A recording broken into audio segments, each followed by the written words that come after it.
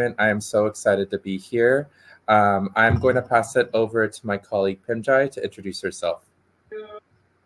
Hi everyone, thanks so much for having us. My name is Pimjai Santatiwat. I'm with the University of California, Irvine. I'm the Assistant Director of International Outreach, and I look forward to answering lots of questions from you all. Yeah, over to you, Mandy. Hi, everyone. Thank you for joining us, and thanks Education USA for giving us this platform to talk about the UCs today. My name is Mandy Lowe, and I am with the Office of Admissions at University of California, Merced. And thank you, and we're excited to introduce the amazing UC system to you all today. Well, once again, welcome everyone. We are so excited to be here.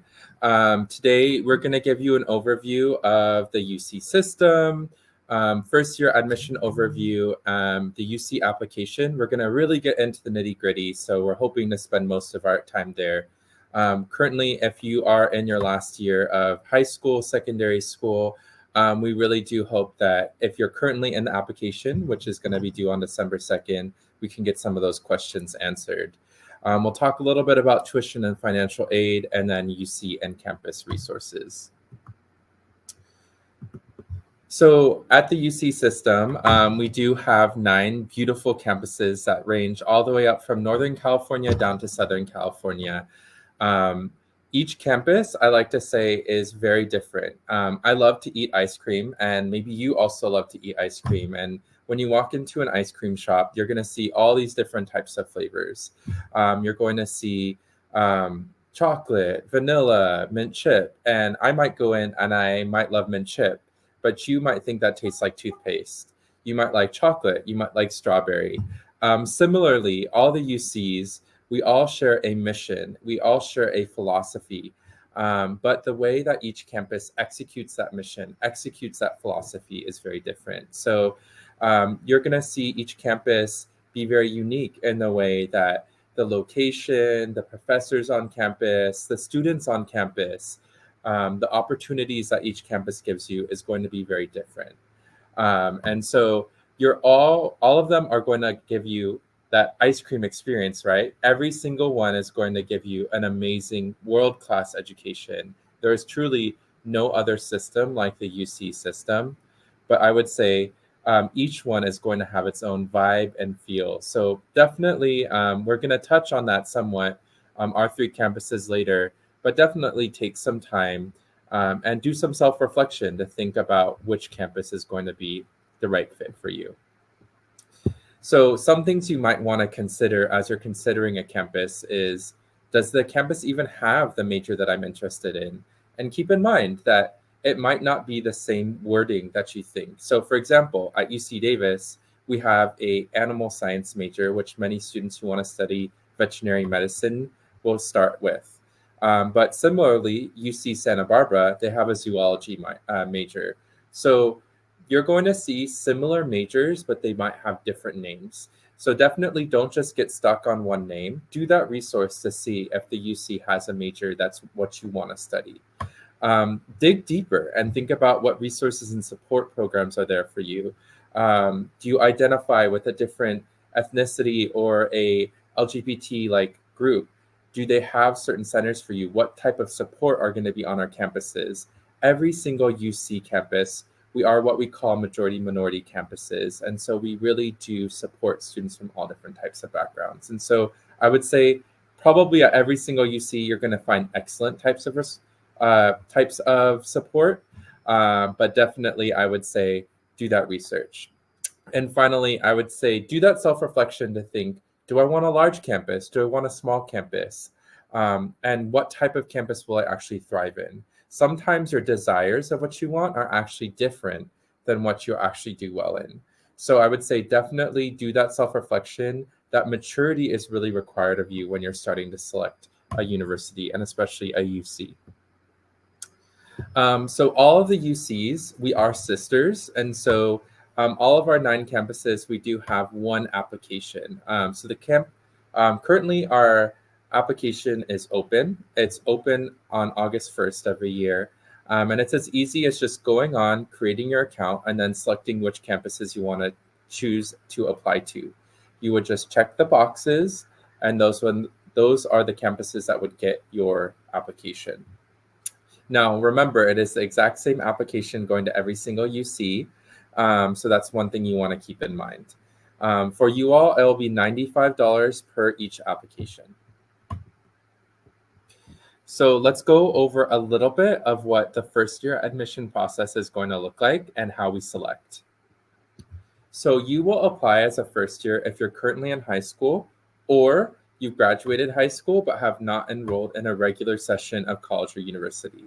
So one thing to keep in mind is if you have done any college courses while you are in high school or secondary school, even if you've done that, like in the US, we will call that dual enrollment, but you have not yet graduated high school or become a full student at the university, you would still be considered a first year.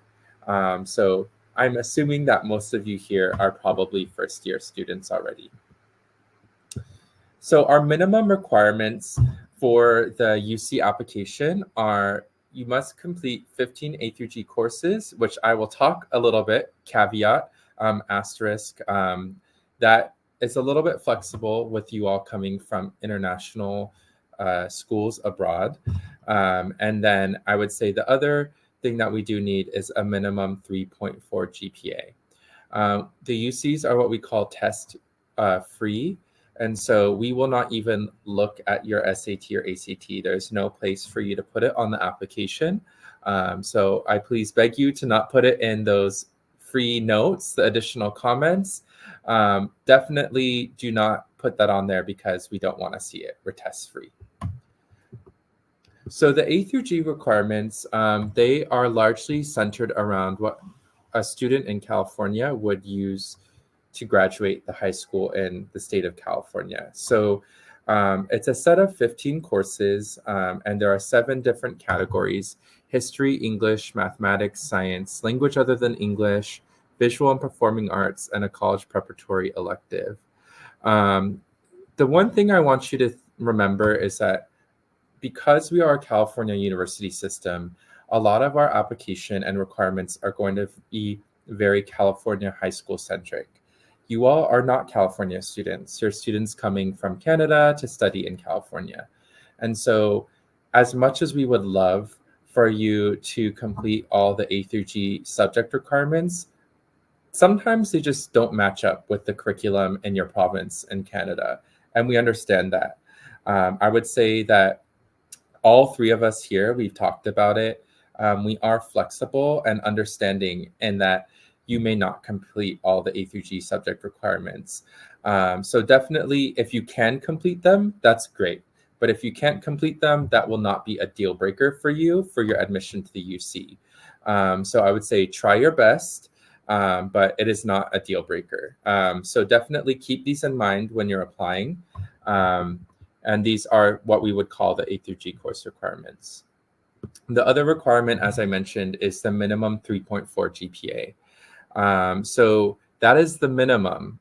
And so if you look on our website for the UC, they have definitely published this data for each campus, what the GPA, like actual admitted GPA is in the GPA range. And they actually just launched this really cool dashboard where you can look per discipline per UC to see what that student pool's GPA was last year.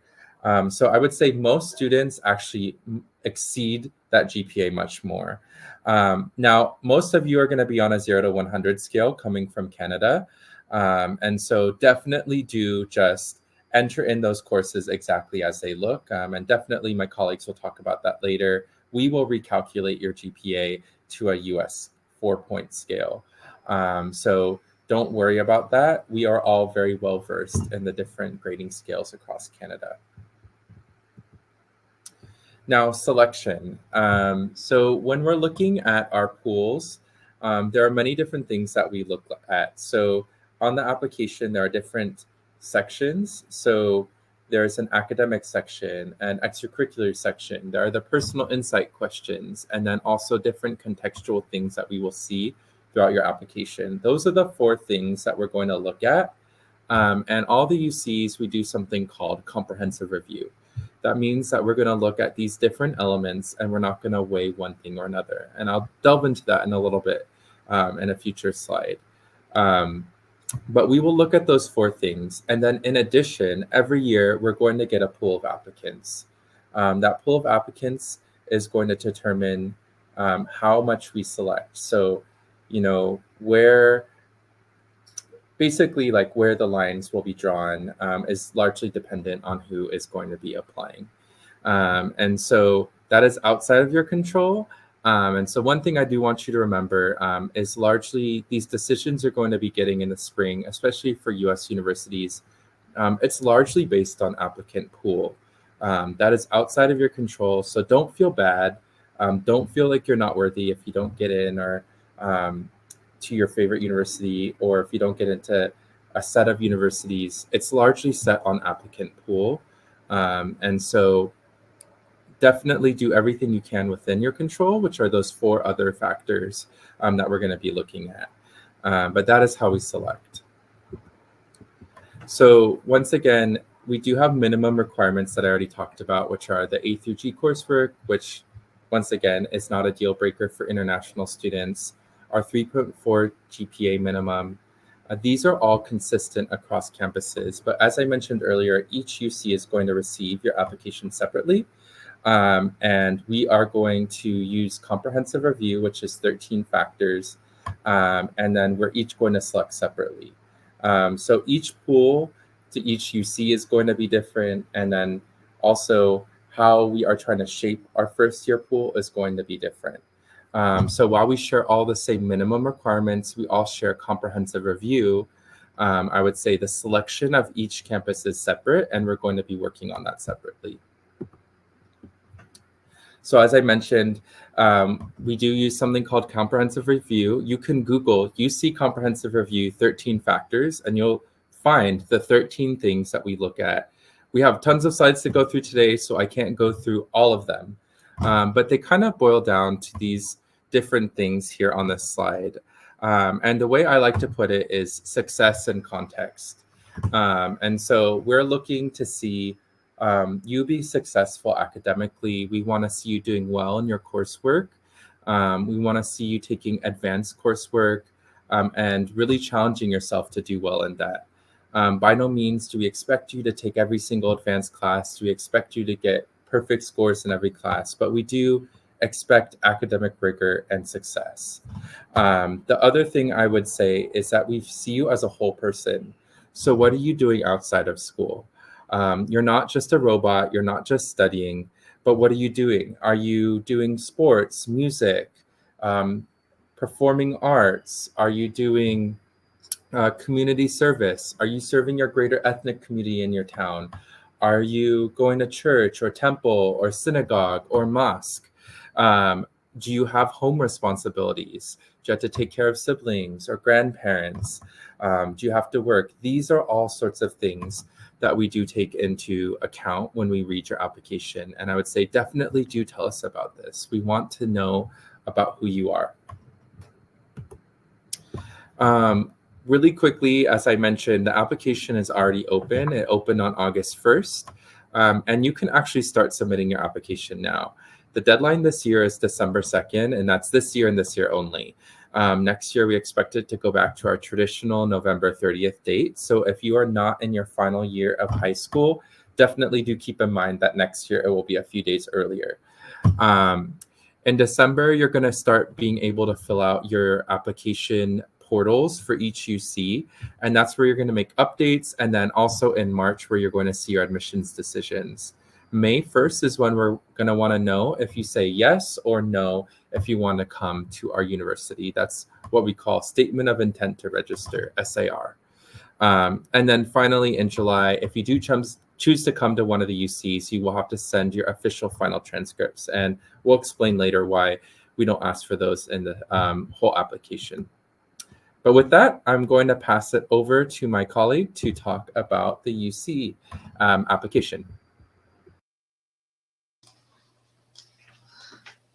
All right, thank you, Michael. So, starting the UC application and filling this section out. So, for students who are working on the UC application now, you might want to follow this section a little closely because we're going to go through some of the screenshots and slides that are on the UC application. So before you start your application, you do want to make sure that you've considered what Michael was talking about earlier on choosing your majors and your different campus options, the different choices, including where the campus are, the ones that you are applying to, as well as where the locations are and which ones you're applying to. On the UC application itself, you can see a map of all the different locations of where the UC campuses are located. Make sure you have an unofficial copy of your transcript because you do want to make sure that you're actually filling the information out exactly as they're shown on your transcript itself. So you don't have to send us any official document. Everything is self-reported on the UC application. So you want to make sure you're going through that exactly according to what is shown on your transcript. If your grading scale is out of 100, that's how you're going to fill it in. If it's A, B, C, or D, that's how you're going to fill that in as well. Depending on the province that you're coming from, right, your grading scale might vary slightly. You don't have to calculate a GPA. That's going to be up to our international admissions officer to determine. Write your personal insight question response separately on a different document instead of on the UC application because you want to just make sure you can copy and paste those in the UC application later on because your PIQs or the personal insight questions, if you were to do them on the application directly, it might kick you out after 30 minutes. So you definitely don't want to do that. You want to make sure it's safe somewhere else and then you can just copy and paste that onto the application. Have a document that you have created listing all of your activities, your awards, and work and volunteer experience that you've done so that you can just fill them in onto the application directly. That document can also be like a brainstorming document for you, right? If you can't remember all of the things that you've done throughout high school from grades 9 to 12, you want to check with your parents perhaps, or reference check that with your teacher or your counselor, just to make sure that whatever little things that you've done are going to be reflected on you on the UC application. Navigating the UC application. So starting off with the About You section, telling us about yourself. The application is not completed in one sitting. There is a lot of different sections as you can see on this page right here. So it does take time for you to go through every single section to fill out the complete history from your high school 9 to 12, to fill out your test scores, to list 20 different activities awards, and to check out your scholarship, and also to fill out your personal insight question, right? So do them step by step, save it. If you're tired today, go back in, save it, and do it again tomorrow. This part right here where it says about you really tells us more information about yourself, like whether or not you have a preferred name that you want us to address you by in your UC application, right? It's different from your legal name. The UC application does ask if you have a live name, which is kind of like your preferred name that you want to go by. This section also asks you about your citizenship and residency. So the UC application does not ask you to pick whether you think you're an international student, domestic, out-of-state student. Instead, it actually asks you about your citizenship, meaning what is your country of citizen and where do you currently reside, what residency do you think you'll qualify for? And so this section right here is more about yourself, your household. If you want to list information about your parents as well, it would give us more context about your family, right? So you do have the option to list your parents as well as their contact information if you like. Okay, choosing campuses and majors. And we talked about that earlier on, but this is the page where you actually can see the beautiful map of California and you'll get to choose the different campuses that you want to apply to.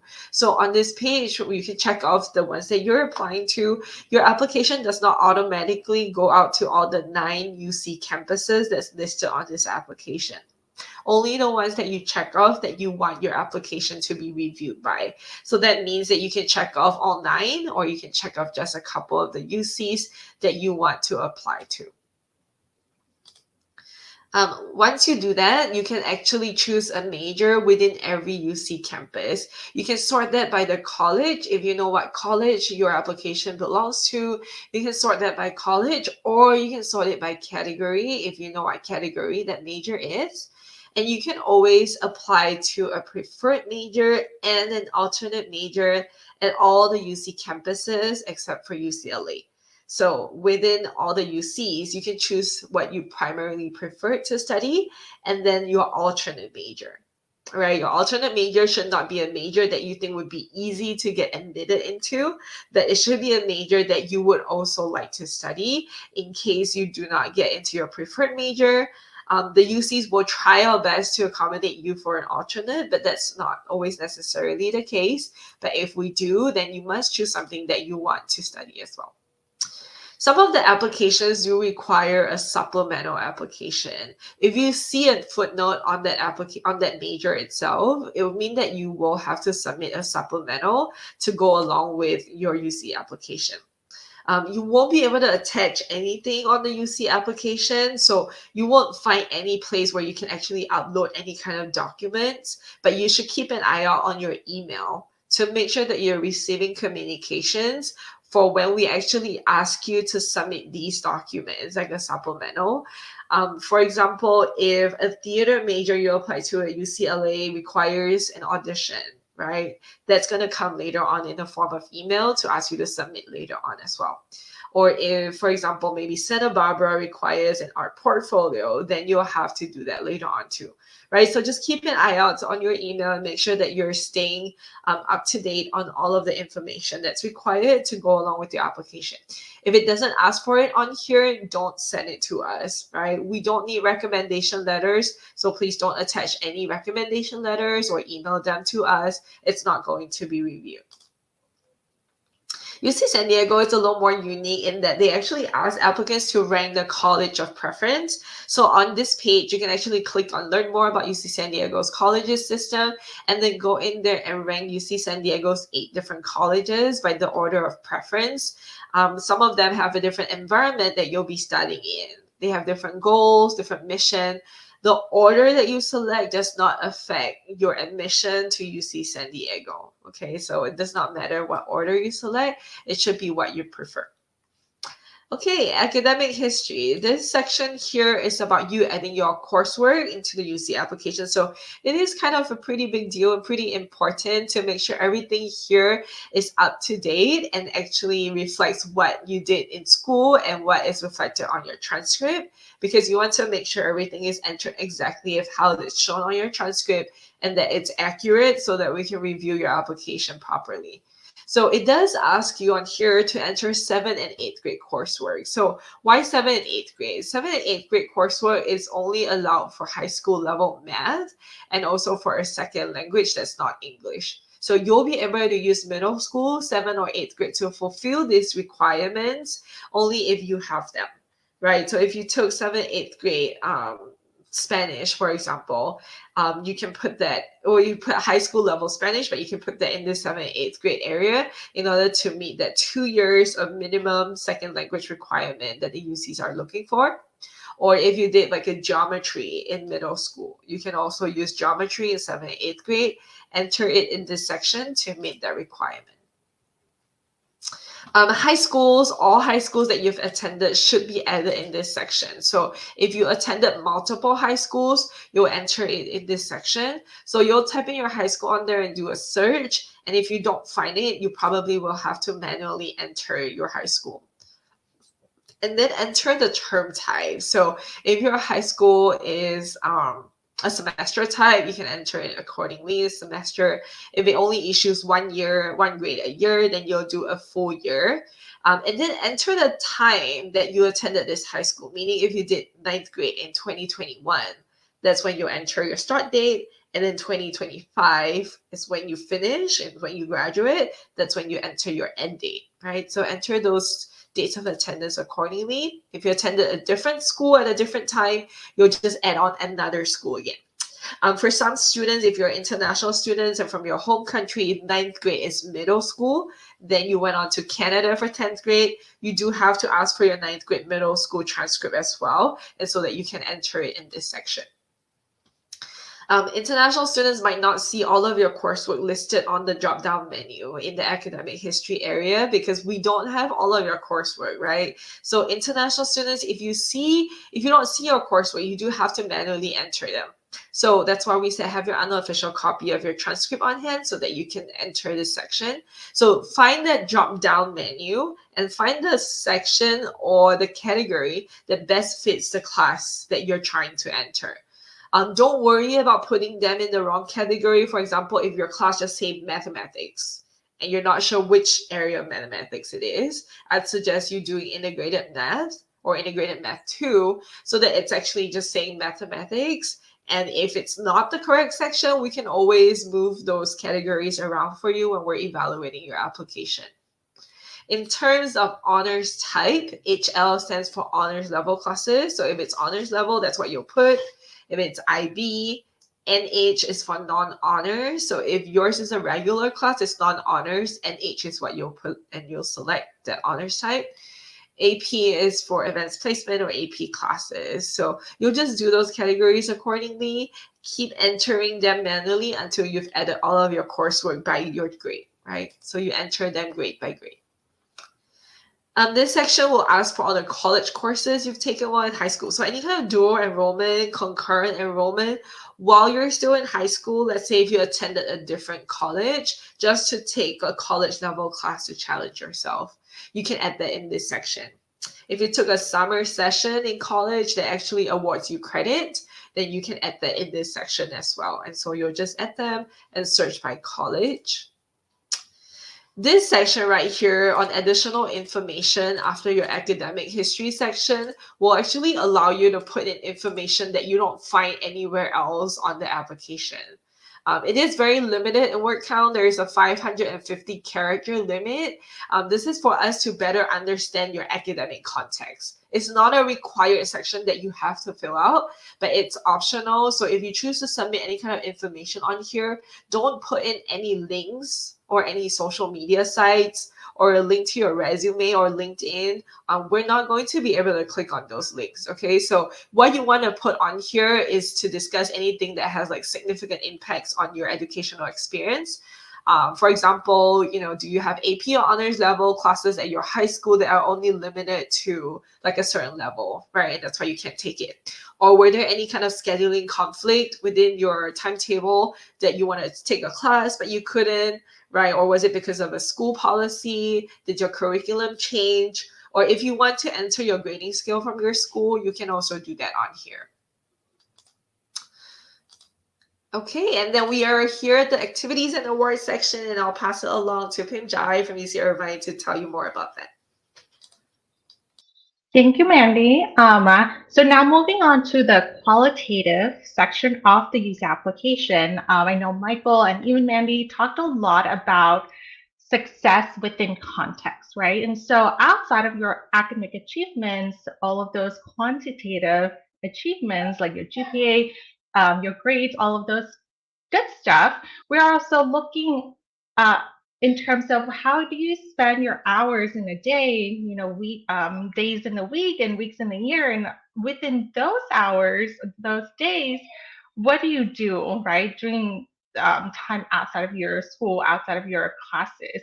And so the next section that allows you to talk about those qualitative achievements is simply like your activities and awards. So this is the section where you are given 20 spaces to share with us anything ranging from awards to honors to extracurricular activities, even courses outside of the A through G, those academic courses that you've taken in school, you can list them in this section. If you have done volunteer work, community service, internship, work experience, even if they're not related to your major, maybe you are simply doing part-time job, you can list them in here. So this is not a section where you have to only list academic related or major related activities and involvement. It can just be anything. Sometimes we see students put down the fact that they spend so many hours in a week playing piano simply because that's part of who they are, part of their identity, part of what they feel like this is their core character or their what they're passionate about. That's something that we encourage students to share with us, simply because that's just, it's part of your story, right? So what we want you to do is that, you just need to pick the 20 activities. It could be anything across the 6 categories that we provide in the drop-down menu in this section. If you don't have everything filled out for each category, that is okay. We're not expecting you to fill out every single category, that there has to be something listed in there. Sometimes we get students who have more focus in like extracurriculars and they don't have any volunteer work, or they don't do any don't have any employment, and that's fine. But it is limited to 20 activities. So the best way to approach it is to figure out what are the 20 activities, awards, or whatever that may be, right? Those outside of classroom engagement that truly tells your story, who you are and your values, and just pick those. But it has to be something that you've been doing during the high school years.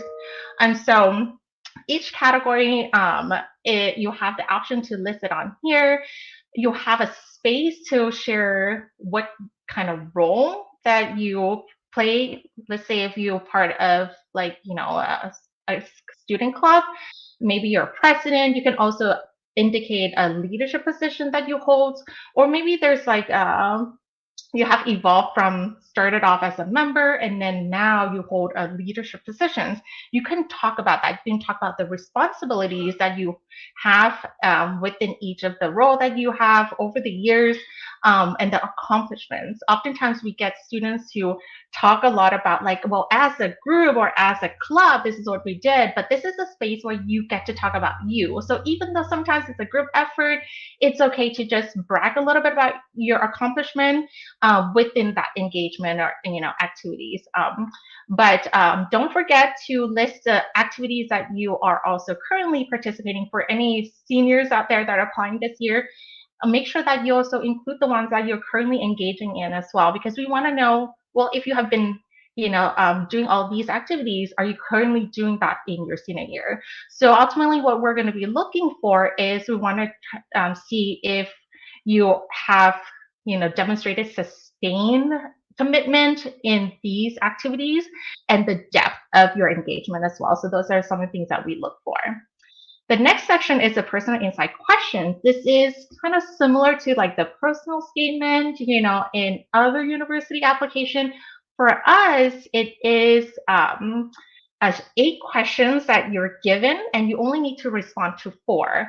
And each response, you're only given a limited space of 350 words, right? So it is not an essay format. We're looking for like short paragraphs. So imagine if you're being in a room in a job interview and we're asking you these questions, how would you respond?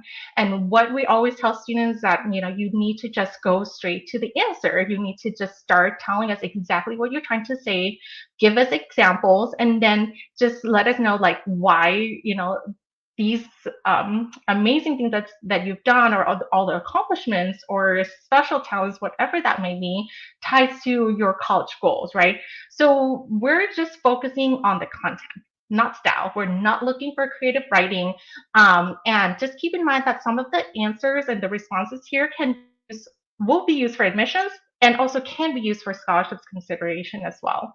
So this is a place where you get to share a little bit more, elaborate a little bit more about who you are. Maybe you can talk more about some of the engagement that you mentioned in the activities and awards, but because there isn't much room that you can talk about the experience in depth, the PIQ section is a place to do that, where you can maybe pick one or a few of those highlights in your engagement and then just kind of go in depth and tell us like why did you do that? Or if you did participate in that project, or maybe you went through a competition, what was that experience like? And what are some of the things that you did, and maybe some of the lessons that you learned?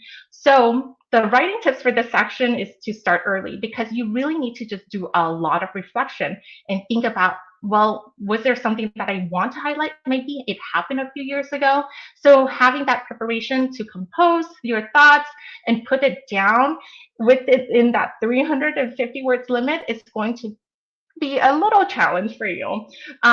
We want you to write passionately, right? We don't want you to repeat what you already listed in the activities and awards. This is not a place where you just start listing more things because there's more space.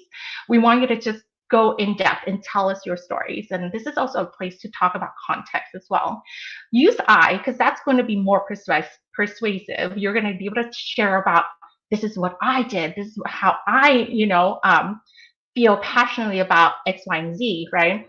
And as you write more and formulate these responses, it's also good to get some feedback from maybe the people that know you, maybe counselors, kind of get some different perspectives just to see if, like, is that an accurate portrayal of who you are and your character, right? All of these great things. And make sure that you do not do that directly on the application, because there is a time out where if you spend too much time or if it's idle on the computer, it might lock you out. So make sure you do write these responses outside, save it, and then copy and paste on it.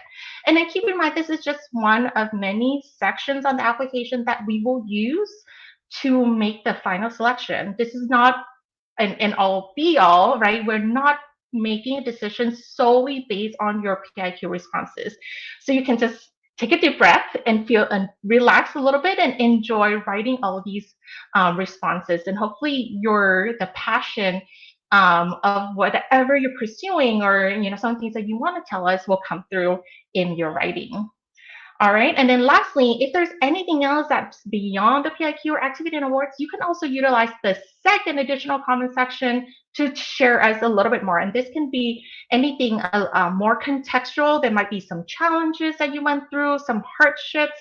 We want to know a fuller picture of who you are, because we understand that you're not just a student, right? You do have different active role outside of being a student. So sometimes those things kind of bleeds into how you are in school or how you perform. And so we want to kind of understand that that context, right? Maybe the environments that you had to navigate through to really achieve like some of the amazing things that you've achieved in school. So this is a great place to talk about that. So once you've done all of that, you have an opportunity to review each section. We are going to make sure that you complete every section before you hit that submit. There's also the release authorization and statement of integrity, because this is a self-reported application. We want to make sure that you sign off saying that yes, everything is true, no falsification, and I wrote my own PIQ responses, because if there are any falsifications, potentially your application could be canceled. And then once you have submitted, congratulations, you get all of these confirmation, application ID, you have a confirmation ID, and then it will say that you have paid for the application fees and so on and so forth. So make sure that you save a copy of that. And there are still a few minor changes that you can still make after the application, but you cannot go back and rewrite your PIQ responses or list your activities or even correct your grades. But there's some personal information that you can go back and make changes. You can still go back and add some test scores, but outside of that, it's pretty limited. So just kind of make sure that you cross all your T's and dot all your I's before you hit that submit. So now moving on to the last section, as far as tuition and financial aid for all the UC campuses, the tuition for non-residents for this year, it ranges about $50,000 US dollars. Plus, for non-residents, it varies from campus to campus. It's a good idea for you to reach out to each of our campus to kind of determine what's the actual tuition for the campuses that you're interested in when it comes to room and board if you want to live on campus. There are some additional expenses around that, so make sure you look into the website for that. But we also have established a multi-year plan as a system-wide tuition and fees for undergraduate students where whatever year you enrolled with us, the tuition for that year, it will remain flat for 6 years. So this is a great tool that we have established as the entire system to allow students and families to plan their finances accordingly, right? So there's really no unexpected surprises when it comes to costs along the way. So hopefully everything that we have discussed with you get you excited, you feel a little bit more informed about our system, about the UC application admissions requirements, gives you a little bit of some information around tuition. But now we're going to go into each of our campuses to talk and give you a little bit of highlights of our each individual campus. So I'll kickstart this slide for UC Irvine. We're actually located in Southern California. So if you have ever visited Disneyland, we're actually about like 15, 20 minutes away from Disneyland by car, which is amazing. And we're actually situated right between Los Angeles and San Diego. And it offers tons of activities, employment opportunities, networking opportunities for a lot of our students, because not only that we have tons of amazing companies in Irvine and around Orange County area, but you also have access to more companies in both Los Angeles and San Diego. So it is a great place to be. But we also have been ranked, in the top 10 public universities for over a decade now. And we are big in terms of sustainabilities. And so if that's what you value as your personal philosophy, for example, we have amazing initiatives around sustainabilities, and we also have integrated some sustainability components in over 1,000 undergraduate courses at UC Irvine across all disciplines as well.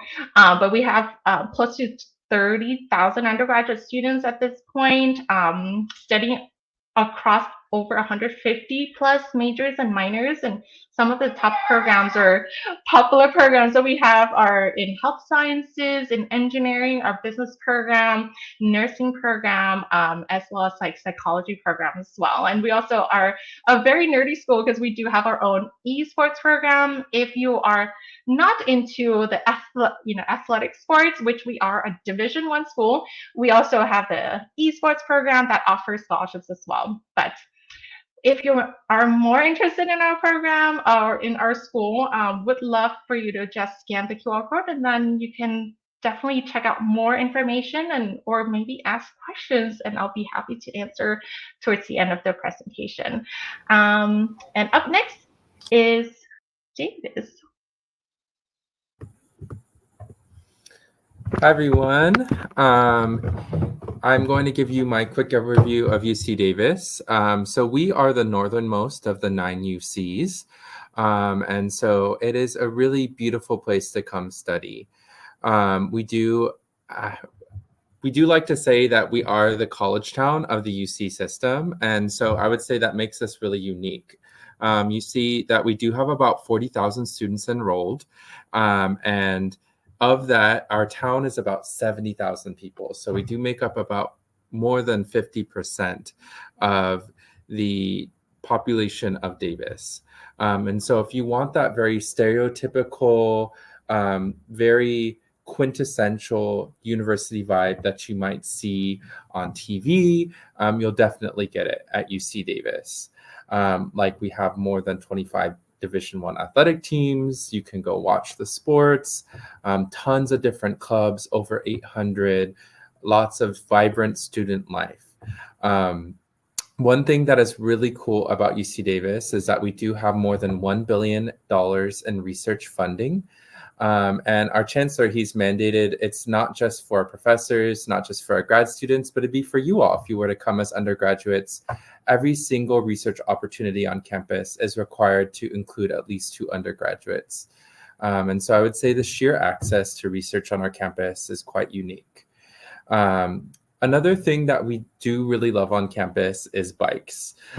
So you will see that we have more than 22,000 bikes on campus. We are Bike Town, USA. So students by and large love to get around by bike. We were the first city in the US to have bike lanes.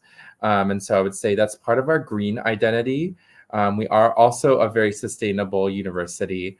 But I would say the students also just love the convenience of getting around it by bike.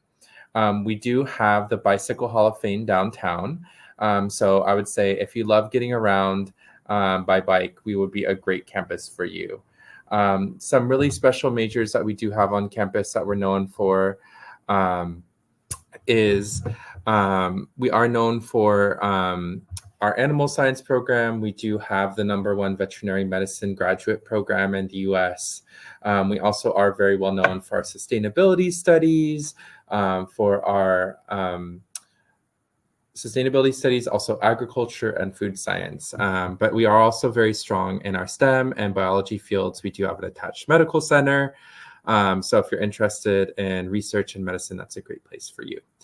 But I'm going to pass it over to my colleague Mandy to share about UC Merced.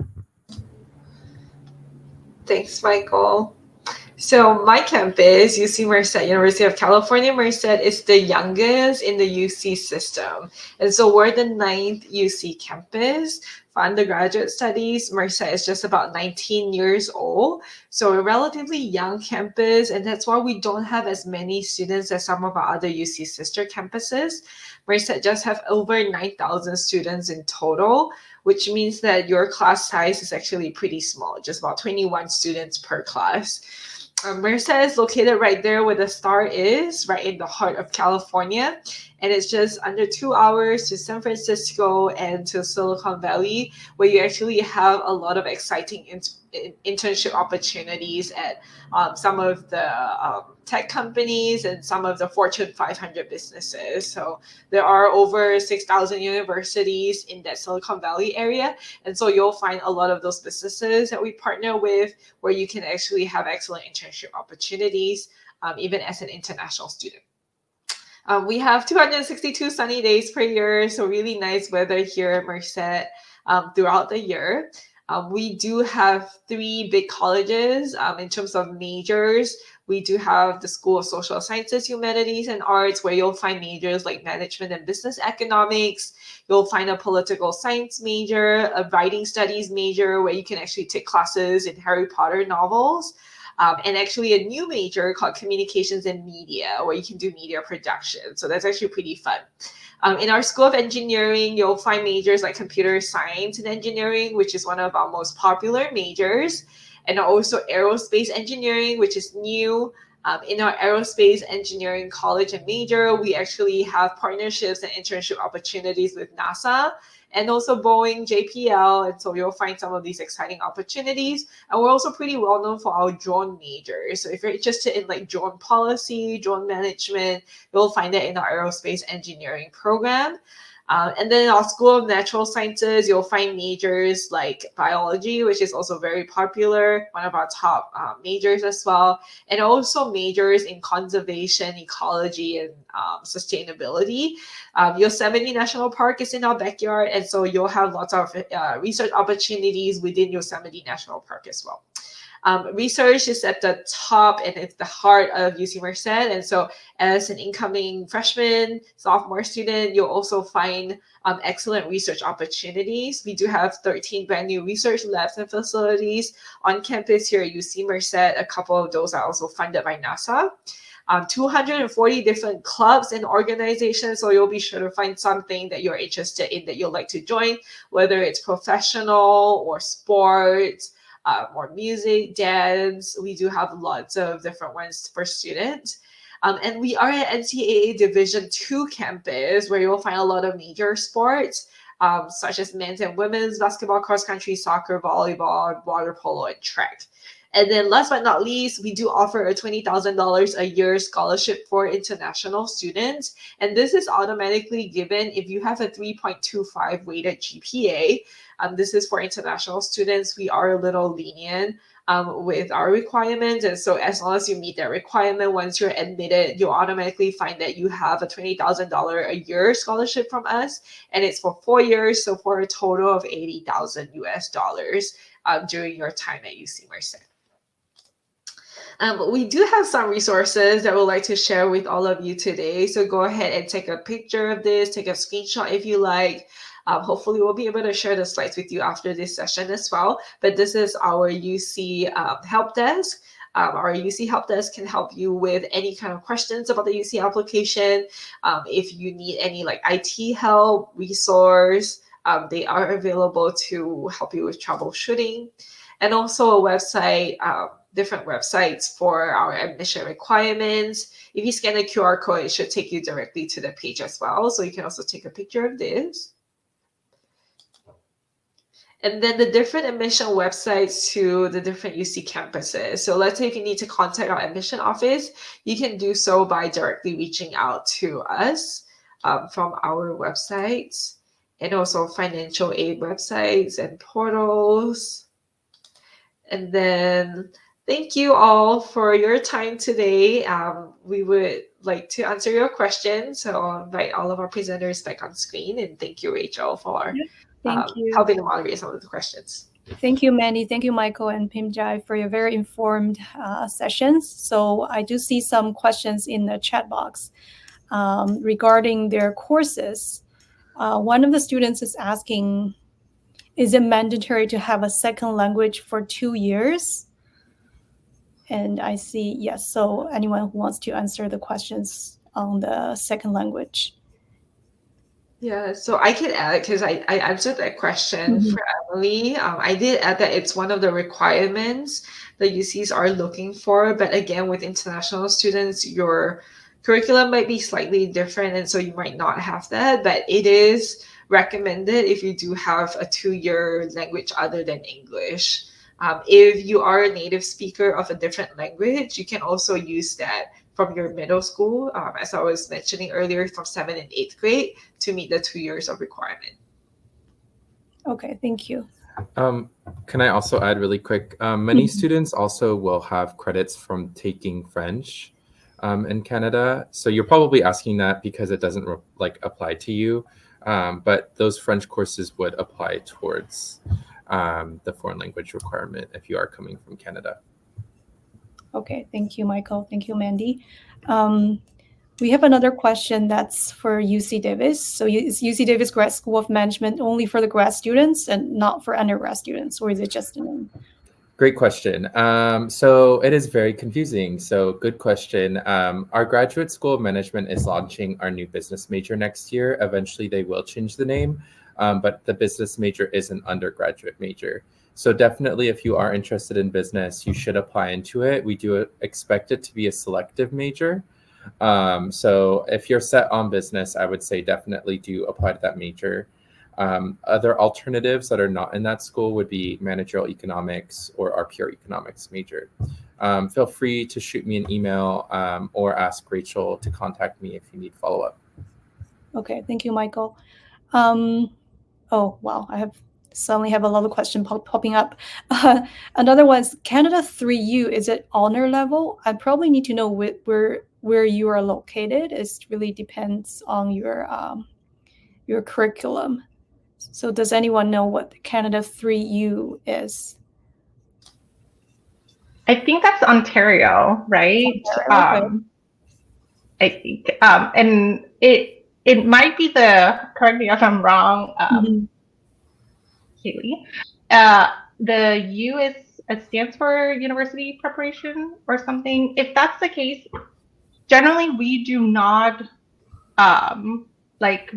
we don't assign honors for kind of college prep or university preparation type of courses outside of California, but it just kind of depends on how your school defines it. I think the best way is to kind of list the courses and grades as is, as again what Mandy said, as you see on your transcripts, but adding that additional context, right? So if you want to further explain what is the 3 means or what is U means, just to give us that, oh, this is not just a regular high school level, this is like a university preparation level course, then that will give us that understanding as a reader, understanding that, oh, this might be more challenging than the regular course. And so we can not evaluate, but, read them and score your application accordingly. So that would be something that I would encourage students to do. Okay, thank you. We do have a question about the citizenship. So I might consider a U.S. citizen if my father lives in the States while I'm a Canadian citizen. Well, it depends, right? So, if you are holding a U.S. passport, then you could be considered a U.S. citizen. But if you're not holding a U.S. passport, then you would not be considered a U.S. citizen. But I assume what the root of this question is getting at is if you're a resident or not. And so residency would be determined by our state. And so if you have questions, I would recommend reaching out to each of our residency deputies on our campuses. I'm sure they have very similar policies, but they're going to be the experts on whether or not you would be considered a citizen or not. Also, the other question I get a lot is like, would I be read with the other Canadian students or would I be read with the US students? At least at UC Davis, our international team, we read by school or region. And so we would grab all the students from the same school or all the students from the same province. And so you would be read with Canadian students if you're competing secondary school in Canada. But Pimjai, I saw you were unmuted. Did you want to add anything? Okay, sounds good. Okay, thank you, Michael. I also have a question here. It says, how is in-state tuition established? I'm a Canadian, but living in Huntington Beach playing junior hockey. I'll help be living in-state for a year by the time college starts next fall. So will this student be qualified as in-state student? I can answer that. For residency questions, admissions officers don't usually determine the residency for students. There are a couple of different factors that will determine your status for California residency. The UCs have an FAQ on that, and I can drop the link in the chat as well. But you do answer a couple of questions on the UC application pertaining to your residency. So if you believe you meet some of those requirements, then you can check off, yes, I think I do meet California residency requirement for our registrar office and residency coordinator to determine you that way later on. But it's not something that admissions officers do determine. So it will come later on. You'll fill out what's called the statement of legal residence form. Okay, thank you, Mandy. Yeah, we do have a few more questions coming up, but we will not have enough time to answer all of the questions. So there's one here, does not meeting all A to G course requirements affect admission decisions? Does not meeting all A to G course requirements affect admission decisions? I think speaking on behalf of our 3 campuses, we're pretty lenient when it comes to A through G course requirements. Again, that is very Californian-centric requirements. It is going to be there. You're going to see a lot of it. And even on the application, there's all these like A through G subjects. But when it comes to our campuses reviewing for admissions eligibility, we're pretty lenient because we understand that those are not always available based on your curriculum or the design of your curriculum. So we're pretty lenient. But if you are looking outside of our 3 campuses, I encourage you to contact admissions offices and then just kind of get more detailed information around that. Okay, thank you. Thank you, Pimjai. I think we're going to just answer one more question for today. And okay, so here's one about Quebec curriculum. Hello, all. Are application requirements different for Quebec students from the CEGEP? I guess that's a Quebec curriculum. Michael, can you answer this? So I would say that the requirements are going to be the same for all UCs. But I would say, I believe, Pimjai, do you have the link with you handy, the one with the different curriculums? Because I believe on that link, they do specify the Quebecois requirements versus the rest of Canada. And so that would be a good place to go. But I think I saw a lot of questions about this, and so I might hit on it. Is most important thing, right, is success in context. Your context is you're taking classes in Canada. Do well, graduate, focus on your curriculum in your province. Okay, and so that's the most important thing. And so for our Quebecois student, do well in that curriculum, because that is your home curriculum, and we want to see you being successful in that, if that makes sense. But yeah, I'm not as familiar with the Quebec curriculum. I don't know, Mandy, are you? Yeah, I just sent the requirement on the UC website for Quebec. Students do have to complete, I don't want to try to pronounce it, it's in French. It's the Diplôme d'Études Secondaires, DES, as well as the 2-year DEC, or for the CEGPs. UCs can award up to 1 year of transfer credit on a course-by-course basis for coursework completed at the CEGP. So I just dropped that link to the UC requirements page for Quebec on the chat. Yep, thank you. Okay, so I think this is, we don't have enough time to answer all the questions. So thank you everyone for participating in today's webinar. And thank you, Mandy, Michael, Pimjai again for your very detailed presentation. So if you still have any question regarding the UC application, feel free to reach out to your Education USA advisor and also to your or UC admission representative. So thank you, everyone, and have a great night. Oh, and also one more thing, the recording will be sent out tomorrow. So don't worry, there will be a recording to this webinar as well. Okay, thank you, everyone. Have a great night. Thank you. Thank you. Bye.